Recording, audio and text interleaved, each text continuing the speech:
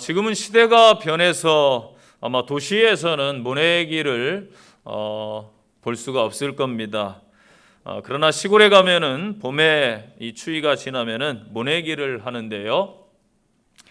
이 벼가 어느 정도 자라면은 벼와 함께 자라는 식물이 있습니다. 아주 비슷한데 분간하기가 힘들다고 해요. 이것을 피라고 합니다.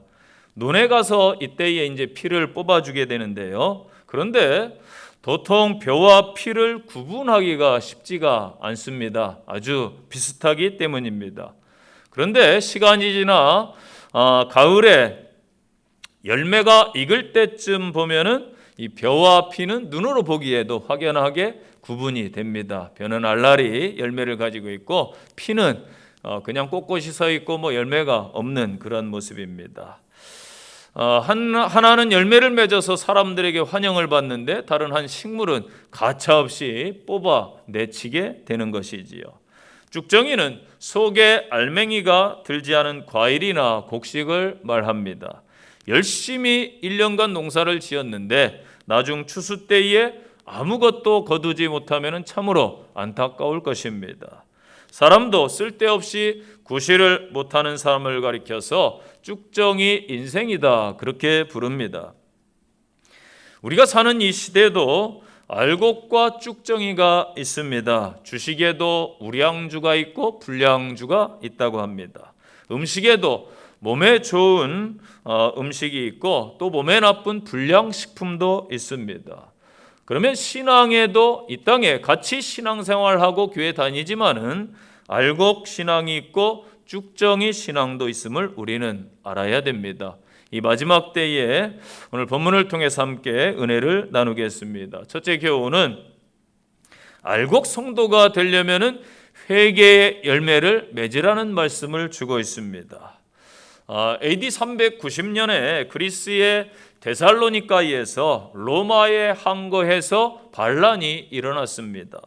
이 당시에 로마 황제가 데오도시우스 1세인데 이 반란을 잔인하게 진압을 해가지고 일반 백성들 1,500명이 죽임을 함께 당하게 되었습니다. 학살 사건이지요. 교회는 이 사건을 살생으로 규정하고 황제를 엄히 정죄했습니다. 시간이 흘러 한 번은 황제가 밀라노에 갔다가 그곳에 가서 교회에서 예배를 드리고자 했습니다. 당시에 밀라노 주교가 암브로스라는 훌륭한 분이었습니다. 어거스틴도 암브로스의 설교를 듣고 개종할 정도로 영향력이 큰 분입니다. 그런데 주교가 교회 문 앞에 나와서 황제를 가로막는 것입니다. 암브로스는 예배당 정문을 막고 황제가 예배 드리는 것을 단호하게 거절했습니다. 목숨을 걸고 황제를 향해서 이곳에 당신은 들어올 수 없습니다라고 선언했습니다. 황제는 주교님, 성경에 보면은 다윗 왕도 죄를 짓지 않았습니까? 하면서 황제의 체면을 좀 살려주십사 청하였습니다. 그러나 암브로스는 폐하께서는 다윗 왕의 죄를 모방하시렵니까? 그렇다면 다윗 왕의 회개도 모방하십시오. 다윗 왕처럼 회개를 하시기 바랍니다. 강력하게 촉구했습니다. 이때 황제는 암브로스의 영적 권위에 눌려 땅바닥에 엎드려 회개를 했다고 합니다. 오늘 침례 요한이 등장합니다. 침례 요한이 메시지를 선포합니다. 회개하라.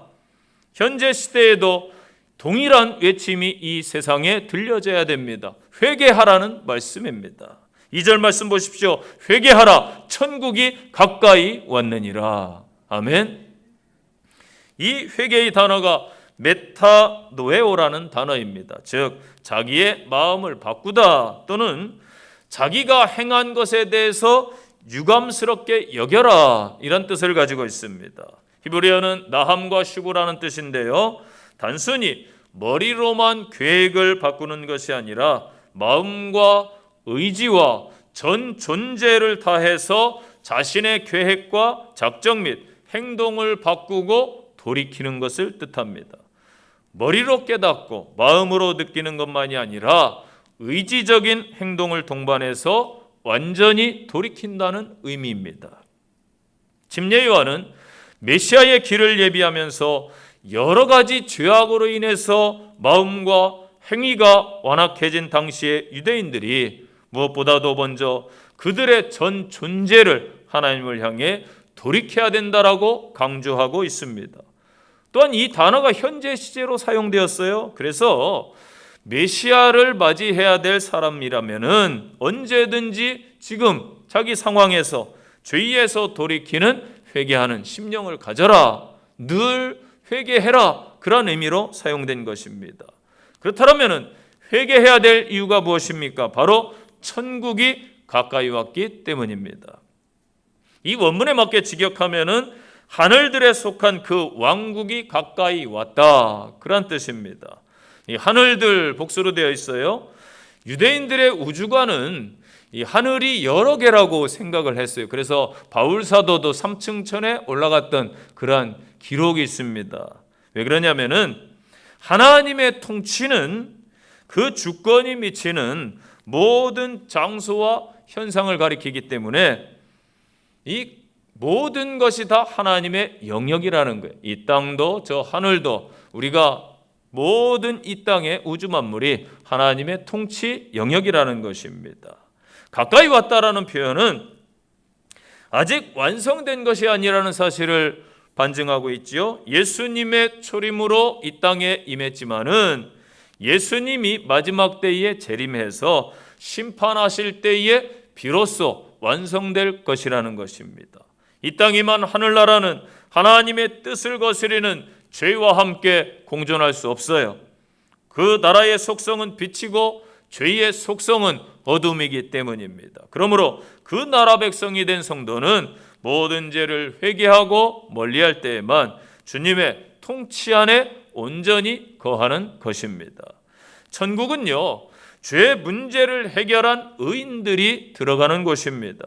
요한은 자기에게 찾아오는 무리들에게 그래서 회개를 외쳤습니다. 6절 보세요. 자기들의 죄를 자복해라. 자복은 마음 밖으로 공언하다 이런 뜻입니다. 죄를 숨기지 않고 공개적으로 고백하는 것을 말합니다. 공중 고백, 타인의 강요가 아니라 내 안에서 우러나서 자발적으로 여러 사람이 있는 회중 앞에서 고백하는 것입니다. 8절 보니까 회개에 합당한 열매를 맺고, 이 합당하다라는 단어가 이 악시우스라는 단어인데 무게를 달다 그런 의미를 가지고 있습니다. 동일한 무게, 무엇과 혹은 상응하는 그런 의미예요. 회개를 했다는 증거가 나타날 수 있는 그에 상응하는 열매를 의미하는 것입니다. 즉 마음속의 회개가 외적 생활의 구체적인 모습으로 나타나야 됨을 뜻하는 것이죠. 그래서 합당한 열매가 없으면 진정한 회개가 아니라는 것입니다. 대부분의 사람들은 죄의식에서 벗어나 마음의 평안을 얻으려고 회개를 하지요. 그러나 온전한 돌이킴이 없기 때문에 열매를 맺지 못하는 거예요. 열매를 맺지 못하면 곧 온전한 회개가 아니라는 말씀입니다. 이사야 선지자 구약시대에 보면은 8세기 이스라엘 백성들이 그랬습니다. 회개의 제사와 속죄제, 속건제, 번제를 드리면서도 정말로 방향을 바꿔서 회개에 합당한 열매를 맺지 못했기 때문에 하나님께서 진노를 하셨어요. 이사야 1장 11절부터 말씀을 보니까 여호와께서 말씀하시되 너희의 무수한 재물이 내게 무엇이 유익하냐? 나는 수량의 번제와 살찐 짐승의 기름에 배불렀다. 나는 수송아지나 어린 양이나 수염새 피를 기뻐하지 아니하노라. 너희가 내 앞에 보이러 오니 이것을 누가 너희에게 요구하였느냐? 내 마당만 밟을 뿐이니라. 헛된 재물을 다시 가져오지 말라. 분향은 내가 가증히 여기는 것이요 월삭과 안식일과 대회로 보이는 것도 그러하니 성회와 아울러 악을 행하는 것을 내가 견디지 못하겠노라. 아멘. 회개 여부가 여러분 알곡과 쭉정이의 판별 기준이 되는 거예요. 여러분 누가복음 탕자의 누가복음 15장에 나오는 탕자의 비유를 잘 아시지요. 오늘날로 표현하면 불효막심한 자식입니다. 허랑방탕한 자예요. 형이 그가 돌아왔을 때 창기와 함께 물질을 다 허비했느냐 하는 걸 볼 때에 그의 평소의 행동이 어떠했나를 짐작할 수 있어요. 그런데 그가 돌이킵니다. 생각만 한 게 아니라 아버지를 향해서 집으로 발걸음을 옮겨요. 아버지 집을 찾아왔습니다. 그리고 아들이 아닌 종의 하나로 자신을 써달라고 이야기를 하지요. 누가복음 19장에 보면은 예수님을 만난 삭개오가 등장합니다. 그는 예수님을 만나고 나서 자신의 죄악을 깨달았어요. 그리고 합당한 행위를 하지요. 소유의 절반을 가난한 자들에게 나눠주겠습니다. 속여 빼앗은 일이 있다면은 4배로 갚겠습니다라고 많은 사람 앞에서 예수님 앞에서 공언을 했습니다. 당자와 삭개오는 물질이라는 헛된 쭉정이만 따라갔던 인물들입니다. 그러나 그들이 회개함으로 쭉정 인생을 마감하고 알곡 인생이 되었습니다. 반면에 성경에 기회가 있었음에도 회개치 않은 사람들도 등장합니다. 여호수아 7장에 보면은 물질만 쫓아간 아간이 등장하지요. 시날산의 외투 한 벌, 요즘으로 표현하면 명품을 찾았습니다. 또 은 200세겔, 50세겔의 금덩이 하나를 탐해서 자신의 장막에 감추었습니다. 기회가 있었음에도 그는 돌이키지 않았어요. 결국 돌에 맞아 죽게 되고 많은 사람들이 던진 돌에 그의 가족까지도 그래서 돌무더기가 되었어요. 아골골짜기가 되었습니다. 사도행전 5장에 초대교회 성도인 아나니아와 삽비라가 등장합니다. 자기들의 소유를 팔아서 하나님께 드리겠다고 약속을 했어요. 아주 귀한 행위입니다. 그런데 시간이 지나면서 아까웠던지 마음이 변해서 얼마를 감추게 됩니다. 그러면서 다 드리는 것처럼 위장을 했지요. 이게 죄였습니다. 하나님께 드리고도 성령을 속였다라는 책망을 베드로부터 받고 부부가 죽임을 당하게 됩니다.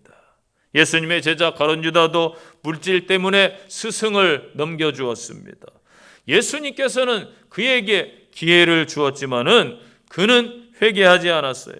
인간적인 후회는 했을지라도 진정한 회개가 없었습니다. 이들이 물질 얼마를 얻었는지 모르겠지만은 공통점이 있습니다. 그 물질을 사용해 보지도 못하고 심판을 당했다라는 사실입니다. 이들은 쭉정이 인생을 산 것입니다. 여러분, 우리는 두려움으로 우리의 삶을 늘 하나님 앞에 세워야 될 줄로 믿습니다. 회개에 합당한 삶의 열매들을 거두시고 승리하는 복된 성도들 되시기를 축원드립니다. 두 번째 교훈이에요. 심판을 자각하고 준비하라는 거예요. 이게 알곡 성도의 모습입니다. 7절 보세요. 많은 바리새인들과 사두개인들이 침례 베푸는 데 오는 것을 보고 이르되 독사의 자식들아 누가 너희를 가르쳐 임박한 진노를 피하라 하더냐. 아멘. 요한은 그 당시의 기득권 세력에 대해서 단호하게 하나님의 심판을 외쳤습니다. 이게 쉽지가 않아요. 오늘날 목회자 같으면은 기업의 CEO가 찾아오거나 교회에 권력을 가진 국회의원이 찾아오면은 아마 황급히 뛰어나가서 교회당 맨 앞자리에 아마 모셔드릴 거예요. 침례 요한은 오직 하나님의 말씀만 선포했습니다. 하나님의 심판을 피할 자는 없다는 것입니다. 그들을 향하여 독사의 자식들아 누가 너희를 가르쳐 임박한 진노를 피하라 하더냐라고 외쳤습니다. 여기서 바리새인들과 사두개인들을 향하여 독사의 자식들이라고 한 것은 충격적인 그 당시의 발언입니다. 바리새인들이 침례를 받으러 왔는지 혹은 무언가를 궁금해서 왔는지는 알 수가 없어요. 그런데 독사의 자식들이라는 책망을 받은 것을 볼 때에 자복하고 침례받으러 온 것은 아님을 알 수 있겠지요. 그러나 그들은 원래 경건하게 살려고 노력했던 사람들입니다. 또한 철저하게 율법을 지키며 신앙생활하는 사람들로 유명한 사람들입니다. 또한 사두개인들은 서슬퍼런 권력을 가진 권력자들입니다. 그런 그들을 향하여 독서를 하고 회개를 촉구했습니다. 요한은 하나님 외에 누구도 두려워하지 않았습니다. 하나님을 두려워하는 사람은요, 사람을 두려워하지 않습니다. 세상 권력을 두려워하지 않는 것입니다. 10절 보세요. 이미 도끼가 나무 뿌리에 놓였으니 좋은 열매 맺지 않는 나무마다 찍혀 불에 던져지리라. 아멘. 여러분, 도끼에 찍히지 않고 예비하고 있는 신앙인들이 되시기를 바랍니다. 그것이 알곡 신자예요. 쭉정이 신자는 훗날 불에 던져질 것입니다. 옛날 이렇게 저도 시골에 살았는데요, 옛날에 아궁이에 불을 뗐습니다. 그러면은 불을 뗄 때에 이 왕겨를 이렇게 뗄 때가 있었어요. 알곡은 사람들의 밥상에 올라가고 쭉정이는 이렇게 아궁이에 불로 태워졌습니다. 신앙도 마찬가지예요. 알곡 신앙은 천국에서 기쁨을 누리지만은 쭉정이 신앙은 불심판인 지옥에서 영원한 고통을 당할 것입니다. 데살로니가전서 5장 3절 말씀을 기억하세요. 그들이 평안하다 안전하다 할 그때에 임신한 여자에게 해산의 고통이 따름과 같이 멸망이 갑자기 그들에게 이르리니 결코 피하지 못하리라. 아멘. 여러분, 이 죄 중에 가장 큰 죄가 무엇인 줄 아세요? 바로 불신앙의 죄입니다. 요한복음 3장 18절 보니까 그를 믿지 않는 자는 심판을 받지 아니하는 것이요, 그를 믿는 자는 심판을 받지 아니할 것이요, 믿지 아니하는 자는 하나님의 독생자의 이름을 믿지 아니하므로 벌써 심판을 받은 것이니라. 아멘. 마가복음 16장 16절에도 믿고 침례받은 사람은 구원을 얻을 것이요, 믿지 않는 사람은 정죄함을 받으리라. 아멘. 여러분, 알곡 신자는요, 심판을 알고 있어요. 이미 경험을 통해 알아요. 물심판이 이 땅에 있었습니다. 그리고 성경 말씀에 베드로서에 보면은 이 마지막 때는 불심판이 있을 것이다 분명하게 말씀을 주셨습니다. 또한 요한계시록 16장 8절 보니까 넷째 천사가 그 대접을 해에 쏟음에 해가 권세를 받아 불로 사람들을 태우리니 말씀하고 있습니다. 여러분, 이미 우리는 말씀도 알고 있고 역사도 알고 있어요. 심판의 역사. 그렇기 때문에 우리는 늘 준비하고 깨어 있어야 될 줄로 믿습니다. 아무 준비 없이 기름 없는 등불 들고 주님을 미련한 다섯 처녀처럼 만날 수가 없는 거예요. 쭉정이 신자는 아무 준비함이 없습니다. 왜 그런 줄 아세요? 믿지 않기 때문에 준비를 않는 거예요. 여러분, 주님을 믿으십니까? 아멘. 하나님의 말씀을 믿으십니까? 아멘. 그렇다면은 준비하셔야 됩니다. 알곡 신자는 준비된 성도예요. 그래서 매일매일 성령 안에서 행하시고 그분과 동행하시기를 바랍니다. 그런 결단으로 이 시간 한번 고백할까요? 내가 매일 기쁘게, 우리 찬송가 191장 한번 고백해 보도록 하겠습니다. 가사를 생각하시면서 함께 부르겠습니다.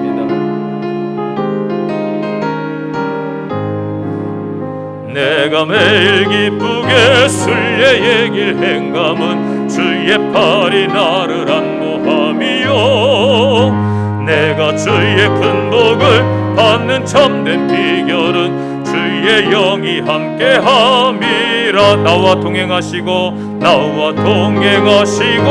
모든 염려하시니 나는 숲의 새와 같이 기쁘다. 내가 기쁜 마음으로 주의 뜻을 행함은 주의 영이 함께함이라. 성령이 계시네, 할렐루야 함께하시네. 좁은 길을 걸으며 밤낮 기뻐하는 것 주의 영이 함께함이라. 성령이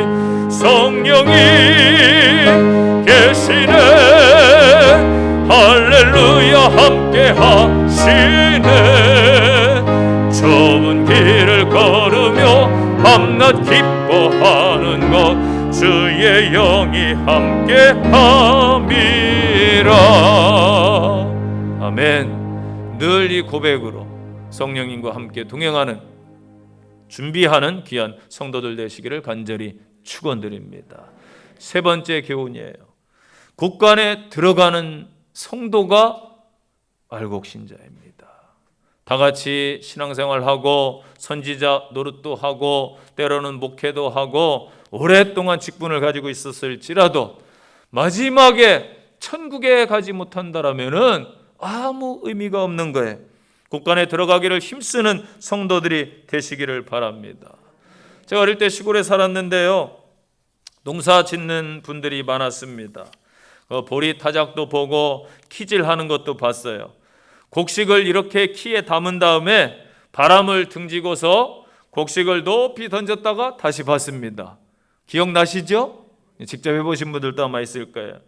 그래서 계속해서 반복하는데 바람에 가벼운 쭉정이는 날아가고 알곡만 남게 되지요. 이렇게 수차례 반복하면은 알곡과 가라지가 갈라져요. 알곡은 모아서 자루에 담고 소중하게 씨앗을 해야 되고 먹어야 되니까 가지고 들어가지만은 쭉정이는 다 그 아궁이로 불 속으로 들어가는 거예요. 12절 보세요. 알곡은 모아 곡간에 들이고 쭉정이는 꺼지지 않는 불에 태우시리라. 아멘.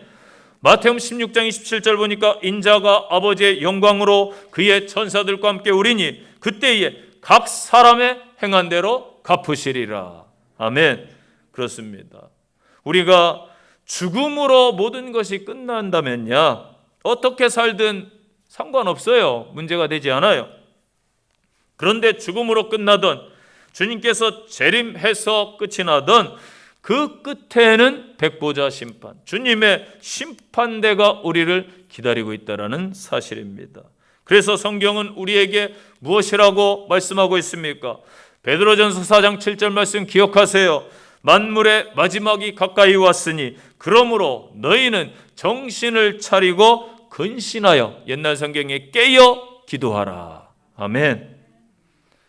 알곡을 모아 곡간에 드린다는 것은요, 천국에 영광스럽게 들어감을 말합니다. 천국에서 하나님 앞에 받을 우리의 귀한 모습, 상급, 하나님께 받을 사랑, 그 기업을 말하는 거예요. 반면에 쭉정이는 꺼지지 않는 영원한 불에 태우시는 곧 지옥 형벌, 거기에 영원한 고통, 영원한 멸망이 있음을 말씀하고 있지요. 알곡 성도가 되는, 알곡이 되는 조건이 무엇일까요? 첫째는 양분을 잘 공급받아야 돼요. 아무리 음식을 많이 먹어도요, 영양가 있게 먹는 게 중요합니다. 적게 먹더라도 골고루 영양가 있게 먹는 것.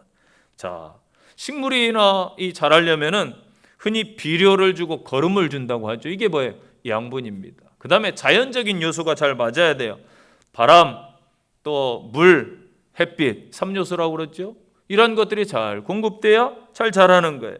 이 영적으로 보면은 하나님의 말씀을 통해서 이 공급을 받고 또 봉사와 전도와 하나님 앞에 온전한 헌신을 함으로 공급을 받고 성도들과의 교제를 통해서 또한 힘을 얻고 은혜를 받고 예배를 통해서 하나님의 은혜를 누리고 이게 영적으로 공급받는 거예요. 그래서 여러분들이 영양분을 잘 이 마지막 때에 공급받는 지혜로운 성도들이 되시기를 바랍니다. 다음에는 알곡이 되려면 이 병충해를 잘 이겨내야 돼요. 여러분, 고난은 늘 우리에게 다가옵니다. 피할 수 없어요. 지금 오미크론 시대에 5만 명, 6만 명이 이제 나오고 몇십만 명이 된다고 하는데 그냥 당연하게 일상으로 받아들이면 돼요. 그러면서 지혜롭게 대처해야 되겠죠. 이것을 통해서 이 사회가 한 단계 더 아마 저는 성숙할 거라고 봅니다. 또 인류가 이 코로나 팬데믹을 통해서 조금 우리가 참 아무것도 아니구나 깨닫고 하나님 앞에 서는 계기가 될 줄로 믿습니다. 병충해를 잘 이겨내야 성장을 하겠죠. 때로는 자연재해로부터 태풍, 비바람 잘 겪어야 돼요. 그 다음에 벌레라든지 해충이라든지 질병이 또 모르는 질병들이 막 생기죠. 이것을 잘 이겨내고 나서 열매를 거두게 되는 것이죠. 열매가 그래서 여러분 정말 귀합니다. 여러분 한 분 한 분이 하나님의 천국의 열매 아닙니까? 옆에 성도에게 한번 인사할까요? 당신은 소중한 열매입니다. 얼마나 귀한 존재인지 몰라요. 그래서 저는 식물을 볼 때도 열매를 볼 때, 야, 이 열매가 되기까지 얼마나 많은 고생을 했을까, 이런 생각을 해요. 농부들이 또 고생하잖아요. 마찬가지로 이겨내야 돼요. 영적으로도요. 마귀의 시험과 또 내가 예수 잘 믿으려고 바로 예배 드리려고 하면 막 고난이 찾아옵니다. 인간관계에 갈등도 생기고요. 교회 봉사하다가 또 싫은 소리 듣고 시험에 빠지기도 합니다. 그러나 어려움을 잘 극복하면은 영광의 면류관을 하나님께로부터 받을 줄로 믿으시기 바랍니다. 마태복음 13장 39절 말씀부터 보니까요. 가라지를 뿌린 원수는 마귀요 추수 때는 세상 끝이요 추수꾼은 천사들이니 그런즉 가라지를 거두어 불에 사르는 것 같이 세상 끝에도 그러하리라. 그 천사를 보내리니 그들이 그 나라에서 모든 넘어지게 하는 것과 또 불법을 행하는 자들을 거두어내어 풀무불에 던져넣으리니 거기서 울며 이를 갈게 되리라. 그때에 의인들은 자기 아버지 나라에서 해같이 빛나리라. 귀 있는 자는 들을지어다. 아멘. 여러분, 이 이스라엘이 하나님의 구약 시대의 선민이라면은 교회, 이 땅의 성도들은 신약 시대의 택한 자, 선민입니다. 그런데 구약의 교회인 이스라엘 가운데 쭉정이와 알곡이 늘 함께 있었어요. 신약 교회 안에도 버림받을 쭉정이와 구원받을 알곡이 섞여 있습니다. 그래서 예수님께서 마태복음 13장의 천국 비유에서 가라지 비유와 그물 비유를 통해 교회 안에 쭉정이와 알곡이 섞여 있음을 분명하게 보여준 것입니다. 여러분 잘 들으세요. 우리가 교회 다닌다고 해서 다 천국 갈 수 있다라고 착각을 하고 있습니다. 그러나 하나님을 경외하고 하나님 앞에 두려워함으로 신앙생활 해야 될 줄로 믿습니다. 두렵고 떨림으로 우리의 구원을 오늘 이루어가는 믿음의 성도들이 되시기를 바랍니다. 쭉정이는 버리고 알곡은 반드시 천국 창고에 드리는 거예요. 그렇다면은 내가 알곡 신자인가 쭉정이 신자인가 이걸 어떻게 분별할 거예요, 여러분? 그것은 세 가지로 분별할 수가 있어요. 첫째, 생명 여부예요. 생명이 있느냐 없느냐. 자, 알곡 쭉정이 외관상으로 씨 뿌리는데 별 차이가 없어요. 그런데 생명이 있는 알곡은 발화를 합니다. 새싹이 나요. 그런데 쭉정이는 어떻게 돼요? 썩어 없어지는 거예요. 생명이 없어요. 생명이 있다라는 게 뭐예요, 여러분? 살아있는 것, 활동하는 것, 세상에 담대히 서고 마귀를 과감히 대적하는 것. 믿습니까? 적당히 타협하고요. 적당히 세상 따라가는 것은 살아있으나 죽은 거예요, 여러분. 이 마지막 시대의 어려운 때에 잘 결단하셔서 신앙생활 하시기를 바랍니다. 그래서 하나님의 아들이 있는 자는 생명이 있고 하나님의 아들이 없는 자는 생명이 없다고 그랬어요. 활동하는 성도, 성도다움으로 승리하는 성도들 되시기를 바랍니다. 두 번째는 알곡과 쭉정이의 진단은 겸손함으로 알 수가 있어요. 자, 평소에는 잘 몰라요. 고난과 환경을 통해서 잘 견뎌내야 열매를 맺는 거예요. 끝까지 견디는 자는 구원을 얻으리라. 아멘. 그래서 잘 익으면 결과적으로 보면은 잘 익은 알알이 곡식은 고개를 숙여요. 그러나 쭉정이는 속이 비었기 때문에 꼿꼿이 씁니다. 예수님은요, 마태복음 11장 29절에서 나는 마음이 온유하고 겸손하니 내게 와서 멍에를 메고 배워라. 아멘. 예수님의 겸손. 베드로전서 4장에서 베드로 사도가 뭐라고 그랬어요? 누가 말하려면은 하나님의 말씀하시는 것 같이 하고 누가 봉사하려면은 하나님이 공급하시는 힘으로 하는 것 같이 해라. 아멘. 내가 헌신하고 봉사했어요. 수고했어요. 그러면은 하나님이 저에게 감동을 주셔서 성령님이 감화를 주셔서 했습니다. 하나님이 저에게 물질을 주셔서 긍휼의 마음을 주셔서 또 건강을 주셔서 하나님 앞에 했습니다. 내가 오늘 이 아침에 성전에 나와 예배 드림도 하나님의 은혜입니다. 이 겸손한 신앙이에요. 그런데 마귀는 자꾸 충동질해서 교만하게 만들어요. 내가 대접받아야 되고 내가 알려져야 되고 내가 했다라고 주장을 해야 되는 것이지요. 여러분, 알곡 신자는 늘 예수님의 마음으로 겸손한 거예요. 그러니까 존경받는 거예요. 그런데 거짓 쭉정이 신자는 늘 교만합니다. 예수님의 이 마지막 때 겸손의 신앙으로 하나님 앞에 사람 앞에 늘 그렇게 서시기를 바랍니다. 세 번째 어떻게 판별하느냐? 뿌리로 알 수가 있어요. 자, 골로새서 2장 7절 보니까 그 안에 뿌리를 박으며 예수 안에 뿌리를 박으며 세움을 받으라. 아멘. 쭉정이는요, 든 게 없어. 그렇다 보니까 너무 가벼워. 행동도 이랬다 저랬다, 교회에 나왔다 안 나왔다, 자기 마음이 들면 잘했다가 마음이 안 들면 또 기분 나빠 못했다가, 이 삶이 흔들리는 거예요. 이랬다 저랬다. 말씀에 뿌리가 없고 기도에 뿌리가 없으니까 늘 흔들려요, 부평초처럼. 그러나 알곡 신앙은 무게가 있어요. 영적으로 든든히 하나님의 은혜를 늘 생각하면서 예수 안에 뿌리를 내리고 어떠한 상황, 어떠한 여건, 어떠한 관계, 어떠한 환경 속에서도 흔들리지 않는 것입니다. 여러분, 여러분의 일상을 한번 살펴보세요. 내가 말씀 가운데 굳게 서 있는가? 하나님의 은혜 아래 뿌리를 내리고 서 있는가? 현재 내가 살아가는 근거가 하나님의 영광을 위함인가? 아니면 내 개인의 목표를 위해 달려가고 있는가? 내 신앙의 무게는 어느 정도인가? 누가 와서 조금만 찔러도 넘어지고 흔들리는가? 마귀가 흔들면 금방 넘어지는가? 나는 환난과 고난 중에도 끝까지 믿음을 포기하지 않고 지켜갈 수 있는 신앙인인가? 성도 여러분, 하나님이 기뻐하시는 알곡 신자가 되어서 훗날 기쁨으로 천국 곳간에 이르는 믿음의 성도들 되시기를 간절히 축원드립니다. 결론의 말씀이에요. 초대교회부터 지금까지 교회 역사를 보면 알곡과 가라지가 공존하고 있습니다.